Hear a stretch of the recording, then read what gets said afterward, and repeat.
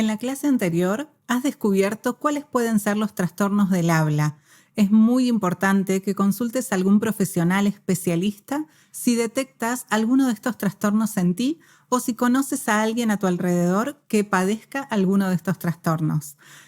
También hemos visto anteriormente cómo cuidar nuestra voz y ahora vamos a pasar a otra sección que está relacionada a jugar con nuestra voz, a empezar a prestarle un poco de atención, a incorporar nuestro cuerpo para tener mejores habilidades dominando nuestra voz. Vamos a hablar específicamente ahora de algunas características. En general, cuando trabajamos para otras personas y están encargándonos algún proyecto y tenemos que prestar nuestra voz para otra marca o para alguien más, esta persona ya tiene previamente definido cómo quiere que suene. Y ahí se genera un equilibrio entre mi personalidad, mi experiencia, mis aportes y lo que ese cliente quiera. ¿Cómo vamos a lograr mayor flexibilidad para encontrar esos puntos medios que a nosotros nos guste, cómo suena ese sonido, ese texto que estamos leyendo o interpretando, y también que al mismo tiempo ese cliente esté conforme y que supere sus expectativas? Para poder lograrlo necesitamos de mucha ejercitación. A partir de este momento voy a convertirme en una persona bastante insistente con este punto porque voy a recomendarte que practiques, practiques y practiques porque no hay más secretos que este. Una vez que tienes el hábito y empiezas a practicar, te darás cuenta todo lo que puedes lograr con tu voz. Así que vamos a comenzar ya con un ejercicio con una de las características de la locución, que es la velocidad. Vamos a tomar un eje y vamos a ir variando la velocidad de lo que estamos leyendo. Te invito a que también lo hagas conmigo y que lo hagamos juntos y que puedas seguir practicándolo después.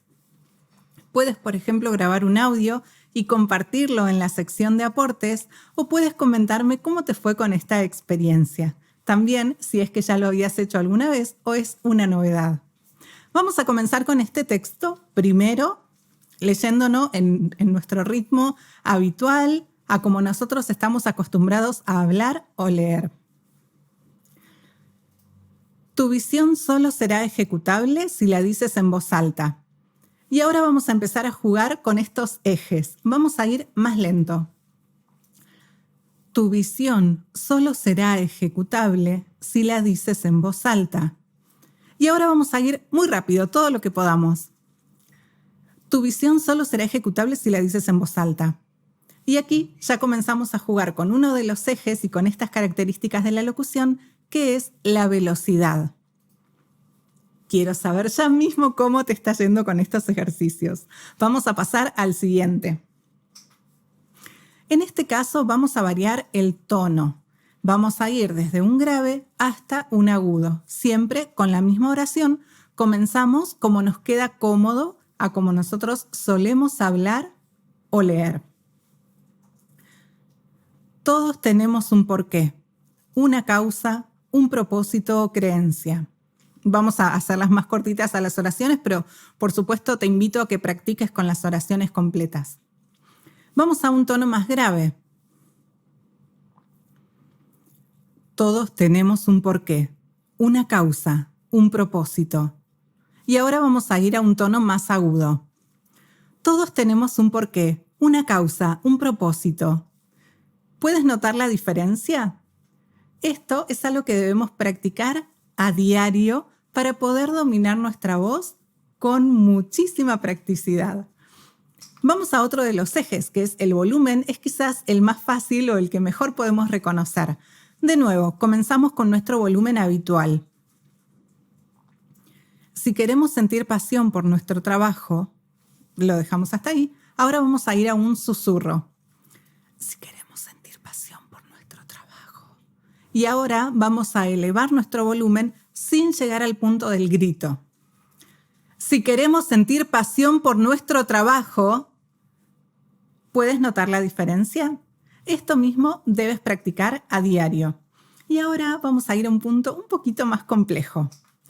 Vamos a empezar a cruzar estas características de la locución o estos ejes. Por ejemplo, podemos combinar la velocidad con el tono vocal. Entonces, podríamos tomar una oración y decirla en un tono grave y lento. Todo concepto del porqué está basado en la forma biológica del ser humano de tomar decisiones. Y, por ejemplo, nos podríamos ir a otro extremo, yendo a una velocidad mucho más rápida y a un tono agudo. Todo el concepto del porqué está basado en la forma biológica del ser humano de tomar decisiones.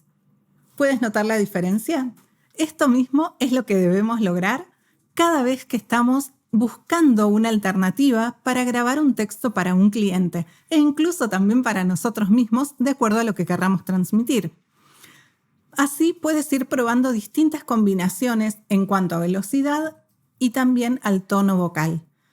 Vamos a agregarle una pizca más de entretenimiento. En este caso, agregando volumen.